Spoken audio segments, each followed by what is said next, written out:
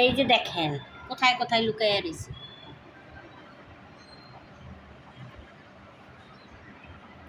চারটে জিঞ্জার কালারের বেবি আছে, সেল করা হবে। কোথায় লুকাইয়া রয়েছে দেখি। এই জায়গা কি লুকায় থাকার জায়গা? আসো এদিকে আসো, বের হো বের হো। দেখি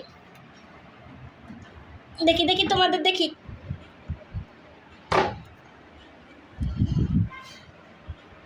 চারটে সেল করা হবে।